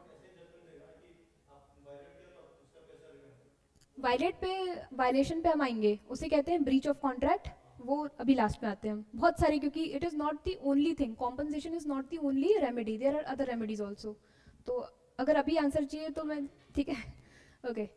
रिस्ट्रेंट ऑफ ट्रेड क्लियर है आप लोगों को, क्या होता है कि किसी को ट्रेड करने से, ऑक्यूपेशन कुछ करने से रोकने पर कॉन्ट्रैक्ट करेंगे तो वो वॉइड होगा, लेकिन इसका एक्सेप्शन क्या है, अच्छा हाँ ये क्यों क्यों वॉइड होगा, किसी को अगर कोई ट्रेड करने से, प्रोफेशन या बिजनेस करने से कोई किसी को रोक रहा है, उससे साथ कॉन्ट्रैक्ट कर रहा है, तो ये वॉइड क्यों होगा, इसलिए पूछ रही हूँ क्योंकि हमने पढ़े हैं इसके फर्स्ट क्लास में, क्या पढ़े हैं हमने, हाँ हाँ समथिंग, क्या क्या 19(1)(g), freedom of trade, occupation, profession, वो थी, ठीक है। तो इसका एक एक्सेप्शन है, दैट इज क्योंकि सबके पास एक फंडामेंटल राइट है, फंडामेंटल राइट वायलेट हो जाएगा अगर इसके लिए रोक रहे हैं तो। एक्सेप्शन क्या है, सेल ऑफ गुडविल। आप लोगों ने देखे होंगे गुडविल, अगर कोई किसी की कोई एक एग्रीमेंट होता है जिसमें person enters into sale of business along with the goodwill, तो क्या होता है कि एक पर्टिकुलर एरिया तक, लिमिट तक आप बोल सकते हैं कि आप इस एग्रीमेंट, आप इस बिजनेस को नहीं कंटिन्यू कर सकते। क्यों? क्योंकि उन्होंने गुडविल खरीद ली है बिजनेस की।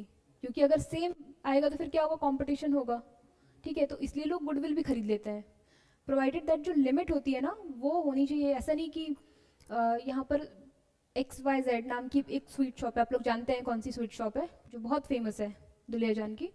लेकिन अगर कोई आप में से कोई जाता है कि चलो मैं आपकी खरीद लेती हूँ और कुछ अमाउंट में, और मैं आपकी गुडविल भी खरीद रही हूँ, प्रोवाइडेड दैट, अब गुडविल भी खरीदो मतलब थोड़ा एक्स्ट्रा अमाउंट तो आपको पे करना पड़ेगा।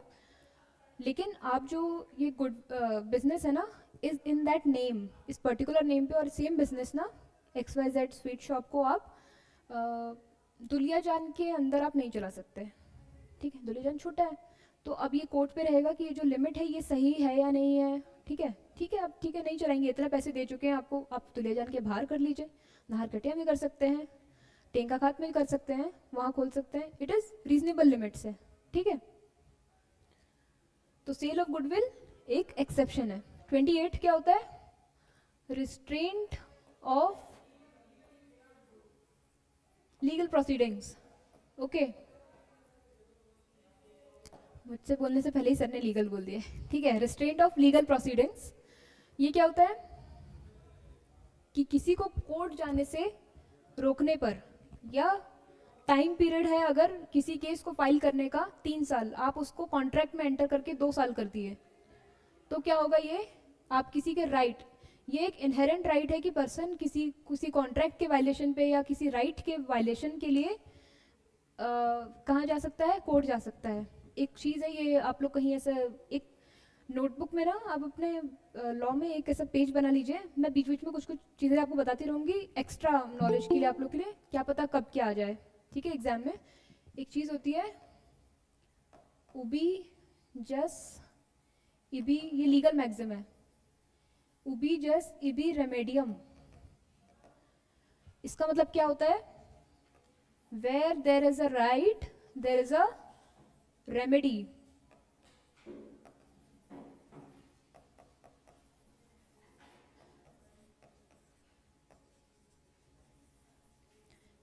ये मैं आप लोग को और क्लियर होने के लिए बता रही हूँ, ठीक है। उबी जस इबी रेमेडियम का मतलब होता है जहाँ अधिकार है तो वहाँ उस अधिकार का, अगर राइट का हनन होने पर, राइट क्या है कि उसको आप एनफोर्स करवा सकते हैं, रेमेडी भी मिलेगी आपको उसकी वायलेशन की, राइट।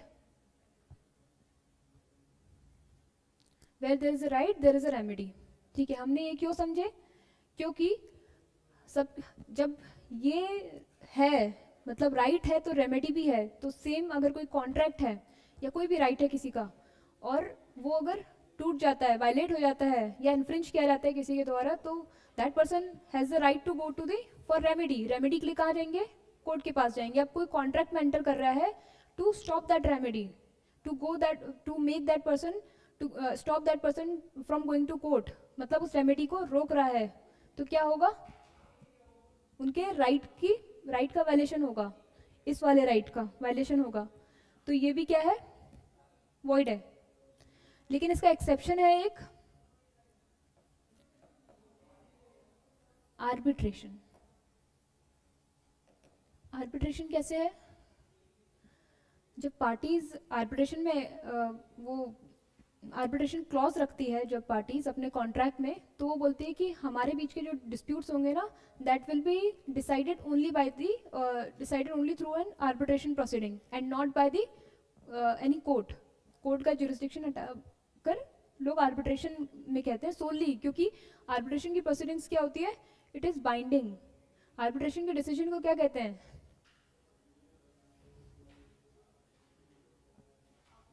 Yes, award. और आर्बिट्रेशन में एंटर होने के लिए इंपॉर्टेंट क्या था? एक आर्बिट्रेशन एग्रीमेंट तो होना ही चाहिए, ठीक है। तो इसीलिए इसका एक्सेप्शन है आर्बिट्रेशन, कि आर्बिट्रेशन में कहते हैं कि हमारे जो डिस्प्यूट्स हैं वो आर्बिट्रेशन के थ्रू डिसाइड होंगे और ना कि किसी कोर्ट के द्वारा। तो इस केस पर क्यों होता है ऐसा? बहुत बड़ी बड़ी कंपनीज होती हैं, क्योंकि फर्स्ट थिंग हमने जो आर्बिट्रेशन की बेनिफिट्स पढ़े थे क्या थे? कोर्ट की लॉन्ग प्रोसीजर नहीं फॉलो करनी होगी, स्पीडी होगा और इनएक्सपेंसिव होना चाहिए, क्योंकि कोर्ट फीस और ये सब कुछ नहीं लगेगा। ऑल्दो आर्बिट्रेटर की फ़ीस, लीगल काउंसिल्स, उन सब की फ़ीस होगी, बट कंपैरेटिवली हो सकता है कि वो कम हो। क्लियर है? और क्या होता है कि जब कोई जनरली कोई अगर केस कोर्ट पर है और कोई बड़ी कंपनीज हैं जिनके बीच में कुछ डिस्प्यूट चल रहा है, तो उनकी ब्रांड वैल्यू और उनके नेम को भी थोड़ा तो टार्निश होगा ही ना कि कोर्ट केस चल रहा है। तो इसलिए आर्बिट्रेशन क्या होता है, सिर्फ पार्टीज के बीच में ही रहेगा जो भी डिसीजन होगा। तो ये कोर्ट तक ना पहुंच के, मतलब पब्लिक पर नहीं पता चलेगा कि किसके क्या केस चल रहे हैं, किसके बीच में क्या डिस्प्यूट है।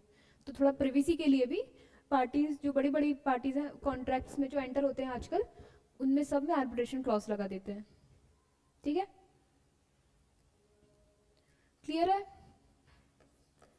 नेक्स्ट है अनसर्टेनिटी। अनसर्टेनिटी के बेसिस पर अगर कोई agreement which is not being certain और not capable of being certain, तो that will be considered as a void agreement.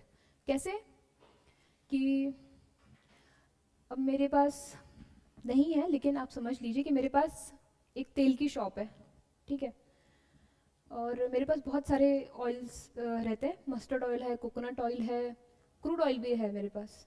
अब आप मुझे आते हैं, आप बोलते हैं आप मुझे ना 1000 लीटर्स ऑफ ऑयल दे दीजिए, बस ऐसे बोल के चले गए। ये क्या हुआ? मैं बोलूँगी ठीक है, लेकिन क्या हुआ? 1000 ऑफ ऑयल ऑफ वॉट? इसको मैं सर्टेन क्या मैं कर पाऊँगी? हो सकता है एक हो, दो हो, या फिर हो सकता है सबका मिक्सचर भी हो। तो इसको आप ना सर्टेन समझ सकते हैं, ना ही इसको सर्टेन बना पा रहे हैं। एक्सप्रेसली इन क्लियर वर्ड समझ आना चाहिए कि किस चीज़ की बात हो रही है। इन दैट केस ऐसा कोई एग्रीमेंट होगा that will be considered as void. या फिर बोलते हैं कि हमारे बीच में एग्रीमेंट हुआ कि इस फ्लावर पॉट को आप खरीदने वाले हैं, मैं आपसे खरीदूंगी फॉर 200 रुपीज़ और 2000 रुपीज़। ये लिखा हुआ है हमारे एग्रीमेंट में। अब कितने में लेंगे, 200 में या 2000 में, it is not certain and not capable of being certain, that is why it will be considered as void. 30 है वेजरिंग।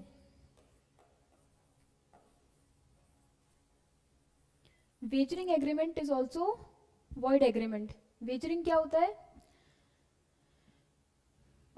वेजरिंग एग्रीमेंट ऐसे एग्रीमेंट्स होते हैं, देयर आर सर्टेन कुछ ऐसा कोई एग्रीमेंट जिसमें किसी फ्यूचर इवेंट पर बेस्ड हो, या किसी ऐसे इवेंट पर बेस्ड हो जिसमें पार्टीज उसमें कोई इन्वॉल्वमेंट ना हो, मतलब पार्टीज के हाथ में ना हो ऐसा कोई इवेंट। ठीक है। दूसरा कि इसको सीधे सीधे उसमें समझिए, जैसे पार्टीज बेट लगाते हैं ना, वैसा कुछ। पहला कि इवेंट का पार्टीज से कोई वो नहीं है, डायरेक्ट कनेक्शन नहीं है कि पार्टीज ना ही उसको कुछ रोक सकती हैं ना ही कुछ चेंज कर सकती हैं। अनदर थिंग इस पार्टीज, इसमें एक पार्टी जीतेगी और दूसरी पार्टी हारेगी, ऐसा नहीं कि दोनों जीत गई या दोनों हार गई। ठीक है।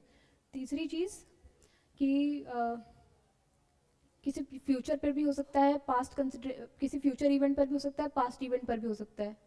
फॉर एग्जाम्पल हम दोनों एग्रीमेंट लेते हैं कि कल बारिश होगी।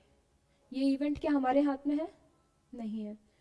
मैं कहती हूँ बारिश होगी, आप कहते हैं नहीं होगी। अगर होगी तो क्या होगा? मुझे मिलेगा, और नहीं होगी तो क्या होगा? आपको मिलेगा। और हमारे बीच में हम किस चीज़ के लिए कर रहे हैं? अमाउंट के लिए, 1000 रुपीज़ के लिए कर रहे हैं। इसमें हमेशा अमाउंट इन्वॉल्व होगा। ठीक है। तो क्या होगा ये, जब भी ये सारी चीज़ें एक किसी एग्रीमेंट में हैं, प्रेजेंट है, तो that will be considered as a wagering agreement और वो वॉइड होगा। क्यों किया गया? It is because of public policy. क्योंकि भाई लोग इन सब चीज़ों में ना रहें, लोग अपनी स्किल करें, अपने काम हार्डवर्क करके काम करें, ना कि ऐसी किस चीज़ें विच इज़ बेस्ड ऑन लक, उस पर बेस्ड ना करें, क्योंकि इट्स लाइक अ गैम्बल। ठीक है। गैम्बल हो सकता है ना कि कोई जीता कोई नहीं जीता, किसी का कोई तो है नहीं इस पर कंट्रोल। ठीक है। 30 ठीक है। हम्म हम्म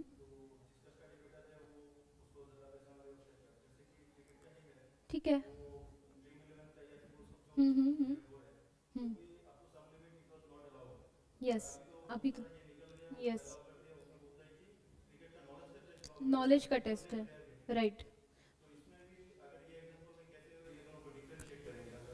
देखिए वैसे इन जनरल तो ये इको क्यों हो रहा है इन जनरल, ठीक है अभी,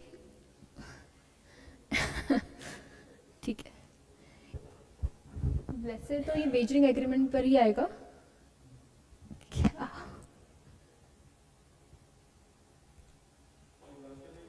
हेलो, अच्छा, ओके ओके, ठीक है, देखते हैं। वैसे तो ये वेजरिंग एग्रीमेंट ही है, लेकिन ड्यू टू सर्टेन कंडीशंस, जो आप बोल रहे हैं ड्रीम 11 इन सब के में एक लिमिट आ जाती है, उस लिमिट के ऊपर ऊपर अगर कोई भी करेगा तो वैसे तो वेजरिंग एग्रीमेंट पर ही आएगा, लेकिन फिर उसमें भी आप देखेंगे कुछ ना कुछ कंडीशन होगी कि वो that is not based in out of luck, share luck पर नहीं है, अगर स्किल पर है, स्किल पर है तो स्किल वाली कोई भी चीज़ें होगी तो that comes as an exception under this, जिसमें अगर पर्सन अपनी स्किल यूज़ कर रहे हैं। जैसे सुडोको होता है, पजल्स जो होते हैं ना, तो उसमें तो नंबर कुछ भी भर सकते हैं, और किसी का भी ऐसा भी है ना कि सही तो बहुत सारे लोग के होते हैं, लेकिन उसमें से कोई किसी एक को चूज़ किया जाता है, या क्रॉसवर्ड्स पजल्स में से भी, तो दैट इज वो भी कहा माना जाएगा एक तरह से कि वो भी एक तरह से वेजरिंग है, लेकिन नहीं है, क्योंकि भाई पर्सन ने अपनी स्किल यूज़ किया है और फिर वहाँ पर पुट ऑन किया, फिर उसके ऊपर से जिसका भी सिलेक्ट हो, इट विल डिपेंड। तो दैट इज कंसिडर स्किल अगर बेस्ड है उसमें, तो उसको आप डिफ्रेंशिएट कर सकते हैं, क्योंकि वो कंट्रोल पर हो सकता है ना। मतलब ऐसे तो आप ड्रीम 11 की कितनी भी टीम बनाई है, अगर नहीं है स्किल तो वो तो उसमें से जाएगी ही नहीं, राइट। हाँ,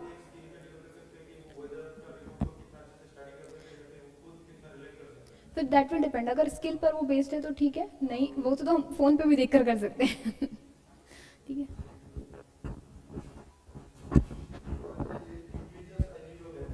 हाँ हाँ, क्या क्या उबीजस नहीं, ये नहीं नहीं, ये लीगल मैक्सिम है, मैक्सिम।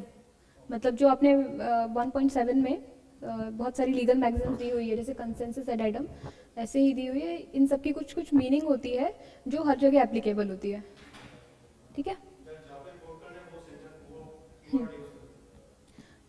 कीवर्ड, हाँ मतलब ये क्योंकि लैटिन और ग्रीक लैंग्वेज की है, तो वहाँ पर यूज़ हो जाती है जहाँ पर मतलब इसका सही कंटेंट होता है।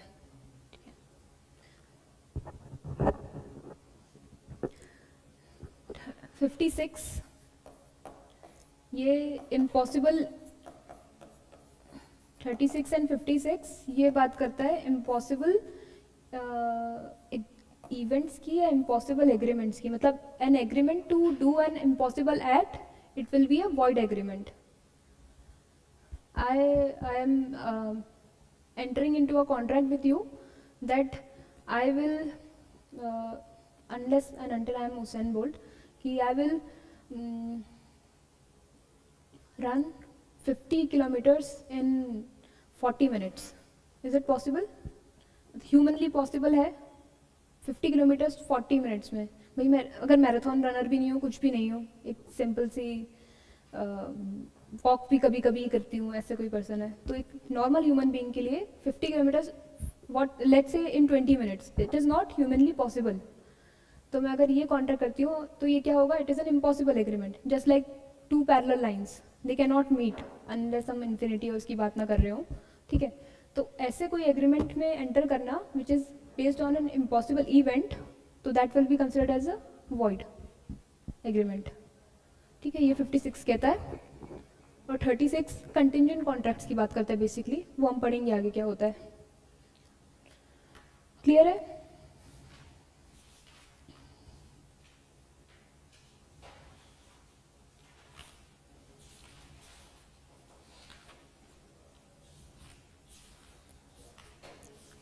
राइट। एक और बहुत ही फेवरेट क्वेश्चन है कॉस्ट अकाउंटेंट के लिए आईसीएमआई का, क्वाशी कॉन्ट्रैक्ट। अभी टाइम है ना हमारे पास? अरे बहुत है। हाँ हाँ चाहिए, इसके लिए पूछा मत करिए, आप लोग चले जाया करें। इस बीच में कोई क्वेश्चन है? आप आ जाओ, फिर मैं बताऊंगी क्वाशी, क्योंकि ये मिस नहीं करना चाहिए किसी को. In the mean while any questions? अभी तक कुछ समझ नहीं आया, ऐसा कुछ है?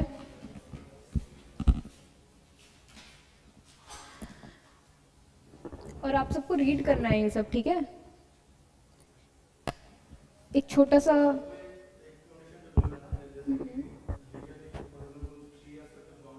हम्म हम्म हम्म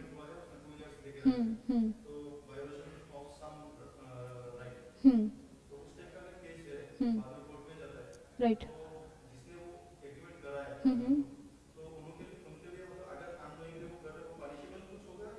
पनिशेबल नहीं, एग्रीमेंट वॉइड होगा, उसके लिए पनिशमेंट नहीं है कुछ. कॉन्ट्रैक्ट में अगर जो ब्रीच होता है, मतलब अगर कुछ एक्सचेंज हुआ है तो वो वापस करने के लिए बोला जाएगा. पनिशमेंट नहीं है उसके लिए कुछ. हम्म.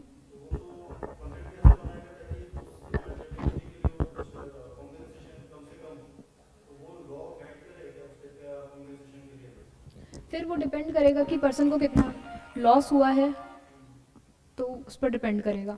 जब हम ब्रीच ऑफ कॉन्ट्रैक्ट पढ़ेंगे ना, तब उसमें देखेंगे कि कितने टाइप ऑफ डैमेजेस होते हैं. यहाँ पर हम डैमेजेस जो वर्ड है ना, दैट डैमेजेस माना जाएगा. डैमेजेस मतलब होता है कॉम्पनसेशन. डैमेजेस, डैमेज मतलब होता है क्षति, मतलब इंजरी हो गई है. लेकिन डैमेजेस आता है तो that will be considered as compensation. तो अलग अलग टाइप के हैं कि स्पेशल डैमेजेस होते हैं. कब मतलब स्पेशल कॉम्पनसेशन देते हैं? एक होता है कि नॉमिनल डैमेजेस कब दिए जाते हैं, ठीक है? तो ये डिपेंड करेगा from case to case.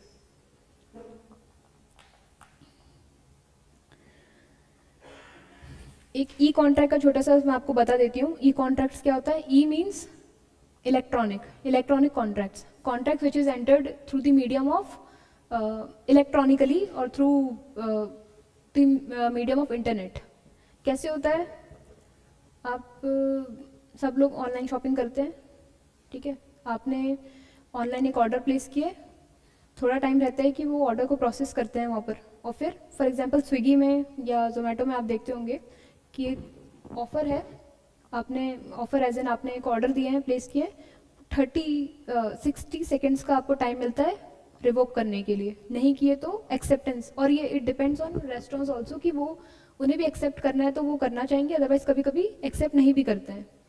Offer हुआ, एक्सेप्टेंस हुआ, क्या हो गया? और आपने पैसे भी दे के रखे हैं उन्हें, तो ये क्या होगा? एक लीगली बाइंडिंग कॉन्ट्रैक्ट हो जाता है. इसलिए लोगों को जब जिस चीज़ के लिए उन्होंने कॉन्ट्रैक्ट किए हुए हैं और वो नहीं मिलता है, तब उन्हें उसके लिए कुछ ना कुछ कॉम्पनसेशन मिलता है. तो और ऐसा एक स्टैंडर्ड फॉर्म ऑफ कॉन्ट्रैक्ट भी होता है, जैसे इन सब चीज़ों में. या फिर आप कोई वेबसाइट या प्लीज़, हाँ, थोड़ा डिस्टर्ब कर रहा है ना sound. Online students, any question? आप लोग को समझ आ रहा है चीज़ें मैं जो बोल रही हूँ? सुन भी रहे हैं या नहीं है? ओके. अच्छा हाँ, फ्रॉड में मैं एक चीज़ बताना भूल गई, ठीक है? फ्रॉड का एक एक्सेप्शन काइंड ऑफ नहीं, एक एक्सप्लेनेशन कह सकते हैं कि बैटरी है, फिर बताते हैं, ठीक है? आने दीजिए, हमें बता देते हैं सब साथ में.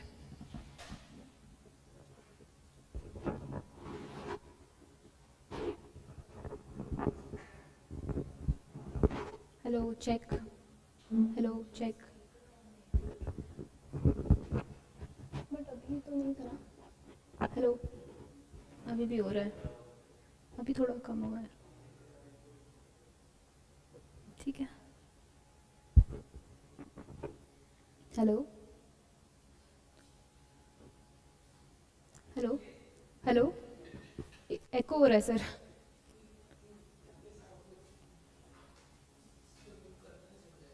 अच्छा, इसे म्यूट.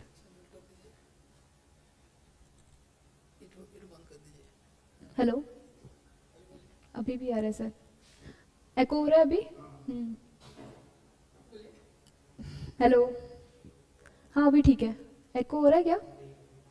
अभी बेटर है ना? ठीक है.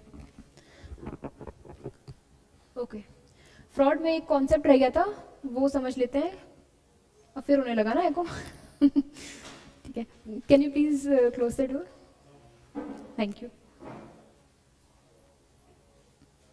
ओके, फ्रॉड में एक कॉन्सेप्ट होता है जो कहते हैं कि जनरली ऐसा माना जाए, मतलब अगर मैंने एक ऑफ़र दी हूँ और आपकी तरफ से एक्सेप्टेंस नहीं होता है तो उसे क्या मानेंगे हम? मैं लिख कर जा रही हूँ,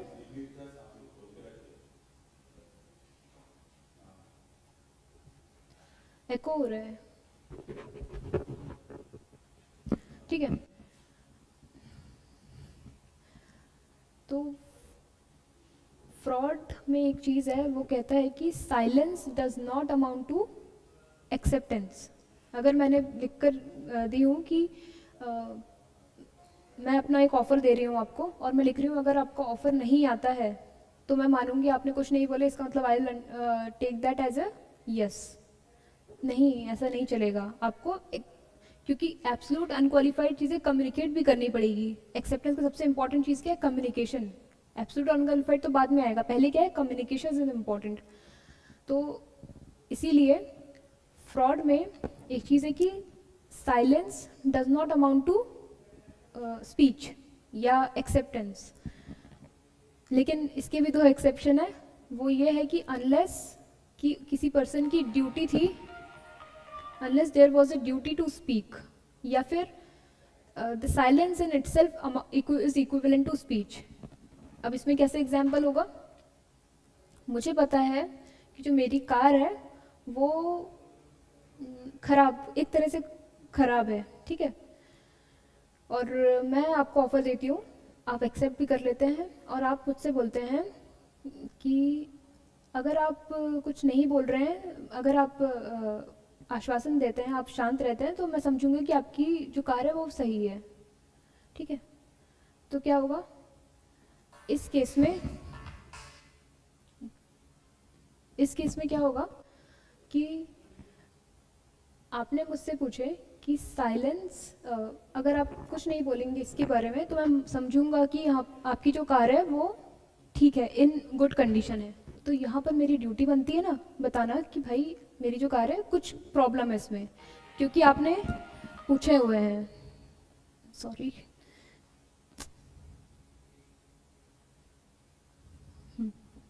तो इस केस में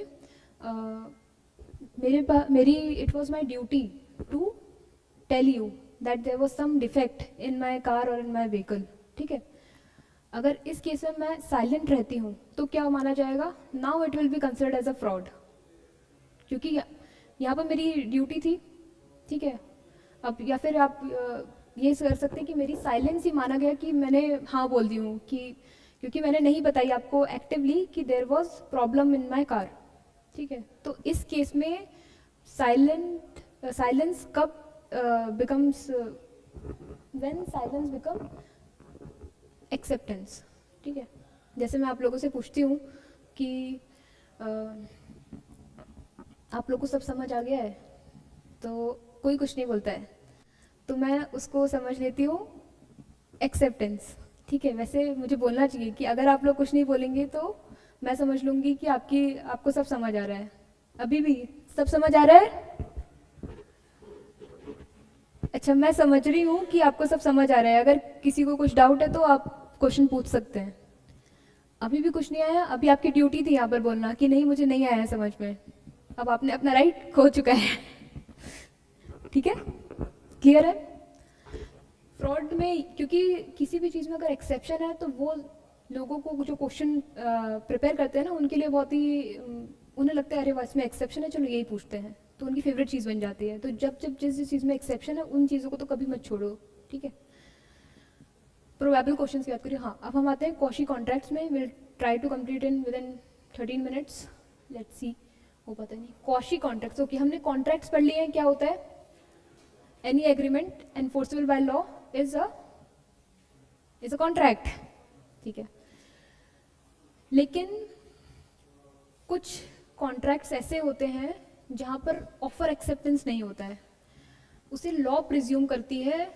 जैसे कि किसी के ऊपर कोई ऑब्लिगेशन था और लॉ प्रिज्यूम करती है कि ये कोई एक कॉन्ट्रैक्ट है, ठीक है, तो उसे कॉशी कॉन्ट्रैक्ट्स कहा जाता है. मतलब those obligations which law treat as binding on others. ठीक है,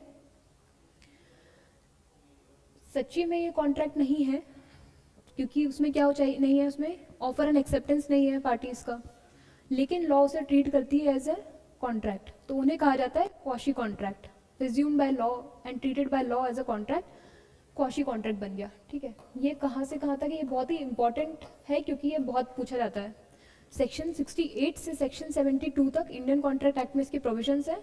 हम देखते हैं कि कौन से ऐसे 5 इंस्टेंसेज हैं जहाँ पर क्वाशी कॉन्ट्रैक्ट की बात की गई है. पहला है 68. ये कहता है कि अगर किसी ऐसे पर्सन को necessary supplied to a person not capable of to enter into a contract, कोई ऐसा पर्सन जो कि कॉन्ट्रैक्ट में एंटर करने के लिए केपेबल नहीं था, जैसे कि माइनर, फॉर एग्जाम्पल माइनर, या कोई इंसॉल्वेंट पर्सन, तो उन्हें या उनकी फैमिली को आपने नेसेसिटीज़ दी हुई है, मतलब कि उन्हें कुछ फूड, शेल्टर या ऐसी कुछ चीज़ें आप उन्हें प्रोवाइड करवा रहे हो, तो इन दैट केस ये माना जाएगा, क्योंकि इनके बीच में ऑफर या एक्सेप्टेंस तो हुआ नहीं था, आप प्रोवाइड करवा रहे हैं नेसेसिटीज़, ऐसी चीज़ें जो कि लाइफ सस्टेन करने के लिए इम्पॉर्टेंट है. तो इस केस में जो पर्सन है जिसको ये सब प्रोवाइड किया जा रहा है, मतलब जो इनकेपेबल पर्सन है, उसके एस्टेट से, उसकी प्रॉपर्टी से आपको रिम्बर्स किया जाएगा. ठीक है, यहाँ पर ना ऑफर डिसाइड होता, ना एक्सेप्टेंस हुआ था, ना कंसिडरेशन डिसाइड हुआ था. तो यहाँ पर क्या हो गया कि आपने एक नेसेसिटी प्रोवाइड की है किसी पर्सन को, तो इसलिए उस पर्सन की जो एस्टेट है, मतलब प्रॉपर्टी है, उस प्रॉपर्टी से आपको भी कुछ मिलेगा as a reimbursement to what you have supplied. Clear है? ये एक है क्वाशी कॉन्ट्रैक्ट नेसेसरी सप्लाइड के लिए. किसे? Necessary supplied to person incapable of entering into a contract. Incapable मतलब समझ लीजिए इनकॉम्पिटेंट टू कॉन्ट्रैक्ट. ठीक है, नेक्स्ट है सेक्शन 69. ये कहता है रिम्बर्समेंट मिलता है, ड्यूटी किसी एक पर्सन की है, एक पर्सन है, इसको समझिए, देयर इज अ पर्सन ए, इसकी एक ड्यूटी है कि उसे किसी को पेमेंट करनी है, और अगर वो पेमेंट नहीं करेगा तो उसकी जो प्रॉपर्टी वो चली जाएगी. जो पर्सन बी है वो उसका जो डेट है वो पे कर देता है. ठीक है, तो अब क्या होगा, एक तरह से ये रिम्बर्समेंट मिलेगा बी को. ठीक है, सेक्शन 69 कहता है reimbursement of persons paying money due by another, किसी और को पे करना है लेकिन कोई और पे करता है, इन payment of which he is interested. Clear है? मतलब जो इसमें एक एग्जाम्पल दिया हुआ है कि गवर्नमेंट को आपको लैंड पर टैक्स देना होता है. मैं आपके एक लैंड को खरीदने में बहुत ज़्यादा इंटरेस्टेड हूँ. ठीक है, मेरा कोई एक लैंड है मेरे पास, लेकिन मैं उस पर टैक्स नहीं पे कर पा रही हूँ. अगर मैं उसको और भी दिन तक नहीं पे कर पाऊँगी तो मुझसे वो लैंड ले लिया जाएगा और फिर उस लैंड को बेचकर उसका टैक्स पे किया जाएगा. ठीक है, लेकिन आप इंटरेस्टेड हैं कि ये लैंड बहुत अच्छा है, ये नहीं जाना चाहिए, आप मुझसे खरीदना चाहते हैं, लेकिन अगर मैं पे ही नहीं करूँगी टैक्स तो लैंड वैसे ही बिक जाएगा. तो ज़रूरी नहीं कि आपको मिले या ना मिले. तो अब आप इंटरेस्टेड हैं इस लैंड में. Now what you will you do, आप जो मेरे टैक्सेस हैं, जो ड्यूज़ हैं मेरे, वो गवर्नमेंट को पे कर देंगे. अब आप पे करेंगे तो मेरा क्या लैंड तो बच गया, और अब ये है कि मैं आपको जितना अमाउंट है वो तो रिम्बर्स करने के लिए मतलब बाउंड हूँ, फिर ये है कि आप खरीद सकते हैं मुझसे लैंड. ठीक है, मतलब ड्यूज़ किसी और के हैं, पेमेंट करने के ड्यूज़ किसी और के हैं, पे कोई और पर्सन कर रहा है जो कि इंटरेस्टेड है उस किसी चीज़ में, उन ड्यूज़ के पेमेंट के लिए, तो जिसने पेमेंट किया है उसको रिम्बर्समेंट मिलेगा. ठीक है, यहाँ पर भी कोई ऑफर या एक्सेप्टेंस हुआ था क्या हमारे बीच में? नहीं हुआ था, लेकिन law will treat as a quasi contract.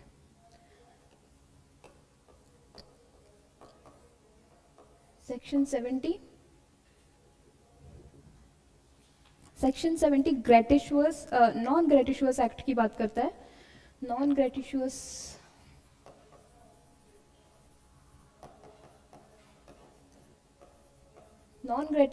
मतलब कि फ्री में आप नहीं करना चाह रहे हो। ग्रेटिशुअस मतलब होता है फ्री, नॉन ग्रेटिशुअस मतलब कि विथ कॉस्ट इनकर्ड, मतलब आप फ्री में कोई चीज़ नहीं करना चाह रहे हो। इसका मतलब ये है सेक्शन 71। इट सेज दैट कि आप अपने फ्रेंड के घर गए हुए हैं, आपके अम्ब्रेला साथ में लेकर गए थे। अब वहाँ से जाते जाते आपने अम्ब्रेला छोड़ दिया अपने फ्रेंड के घर पे, तो क्या वो फ्रेंड का अम्ब्रेला हो गया?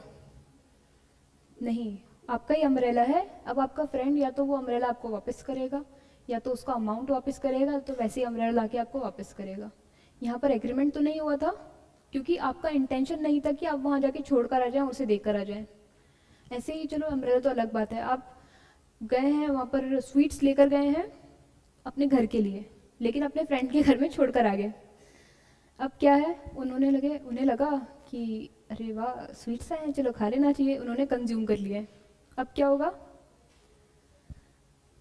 ये नहीं करना है कि अच्छा ठीक है वो आपको स्वीट्स देंगे या फिर उसका अमाउंट जो भी है वो आपको रिम्बर्स करेंगे, आप एंटाइटल्ड हैं उसके। अगर आपका इंटेंशन ये था कि वो स्वीट्स उनके लिए नहीं थे, अगर उनके लिए थे तो कोई बात ही नहीं है। लेकिन अगर आपका इंटेंशन नॉन ग्रेटिशुअस मतलब कि फ्री में करने का नहीं था, with some cost and cut उसके लिए था, तो तब आपको मिलेगा। यहाँ पर ऑफर एक्सेप्टेंस हुआ है आपके बीच में?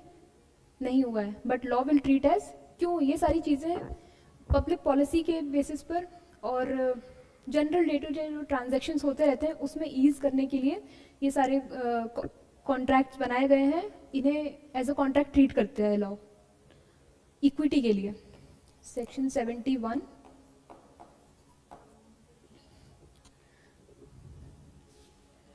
ओके, सेक्शन 71 होता है responsibility of finder of goods.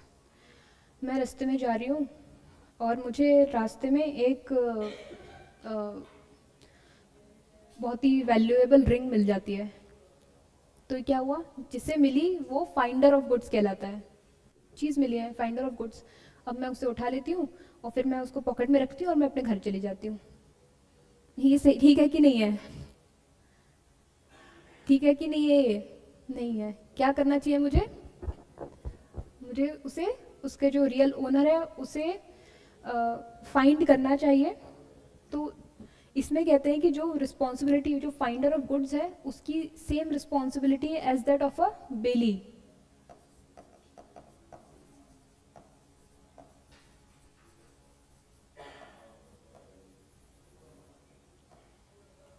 ठीक है, अब ये बेली क्या होता है ये हम समझेंगे, लेकिन अभी इन शॉर्ट बता देती हूँ मैं। बेली मतलब होता है कि जिसके साथ आपने कुछ गुड्स दिए हुए हैं और जो बेली की ड्यूटी ये है कि उसकी वैसे ही देखभाल करे जैसे वो अपने खुद गुड्स के अपने सामान की करता है, और जो सही ओनर है उसको ढूंढने के लिए ट्राई करे। ठीक है, और ढूंढने पर उसे वापस लौटाए उन सब चीज़ों का। यहाँ पर अब मैंने जो रिंग मुझे मिली है गिरी हुई, तो वो जो रिंग का जो ओनर है उसके साथ मेरा कॉन्ट्रैक्ट हुआ है क्या यहाँ पर? मैं तो जानती भी नहीं हूँ कौन है। तो यहाँ पर कोई कॉन्ट्रैक्ट नहीं है, कोई ऑफर एक्सेप्टेंस नहीं था, but law treat it as an considered a contract between finder and the owner of the good. कि अब क्या कॉन्ट्रैक्ट है कि मेरे पास बेली के साथ मुझे पूरी रिस्पॉन्सिबिलिटी फुलफिल करनी है, उसके बाद जब मैं लौटाऊंगी तो बेली मतलब जो पर्सन है जिसके ओनर है, अब उसे भी तो मुझे कुछ देना पड़ेगा ना। तो आई कैन मतलब आई कैन टेक एनीथिंग जो भी वो देना चाहेगा वो। ठीक है, वैसे हम फाइंडर ऑफ गुड्स की और आगे प्रोविजन देखेंगे कि 2/3 अमाउंट ऑफ वैल्यू तक आप मांग सकते हैं, और अगर वो नहीं देगा तो आप उसको देने से ही मना कर सकते हो, चीज़ को बेच सकते हो अगर वो तुरंत ख़राब होने वाली है। फॉर एग्जांपल आपको पिज़्ज़ा मिला गिरा हुआ कहीं पर, 2 घंटे में कंज्यूम नहीं करे तो ख़राब हो जाएगा। आप 1 आवर 59 मिनट्स तक देखते रह रहे हो, मिला ही नहीं मिला ही नहीं, ख़राब हो जाएगा 2 घंटे में तो you can sell it, consume नहीं करना है। ठीक है, that will depend. And section 72 है लास्ट, ये कहता है कि अगर कोर्जन, मिस्टेक से या फिर कोर्जन से? किससे? कोर्जन की वजह से या फिर मिस्टेक की वजह से। अगर किसी पर्सन ने किसी पर्सन को अमाउंट पे कर चुका है तो क्या होगा? जो दूसरा पर्सन उसे रिटर्न बैक करना पड़ेगा। मुझे आपको 200 रुपीज़ देने थे, मैंने गलती से ऑनलाइन पेमेंट करी थी, 200 रुपीज़ की जगह 2000 हो गया, तो 1800 वापस करने पड़ेंगे। इट वॉज बाय मिस्टेक, ठीक है। Similarly goes with the coercion. इस केस में क्या है, हमारे बीच में कोई एग्रीमेंट था क्या कि अगर आप मैं ज़्यादा करूँगी तो आप मुझे वापस करेंगे? नहीं था, लेकिन law treat as a contract, as under quasi contract, and the person has to repay. Clear है? ये पांचों आते हैं क्वाशी कॉन्ट्रैक्ट के अंदर, ठीक है।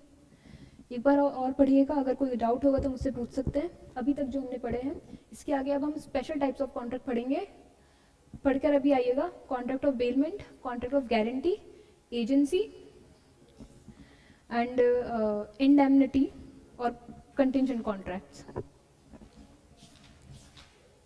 फिर उसके बाद हम पढ़ेंगे discharge of contract. Discharge of contract बहुत आते हैं इसमें से क्वेश्चंस कि कॉन्ट्रैक्ट कैसे डिस्चार्ज हो सकता है, मतलब कैसे उसकी रिस्पॉन्सिबिलिटी से लोग छूट सकते हैं। और लास्ट में पढ़ेंगे ब्रीच ऑफ कॉन्ट्रैक्ट, ठीक है। Any doubts online students? हाँ, silence is equivalent to speech हो जाएगा यहाँ पर, नो डाउट। Thank you.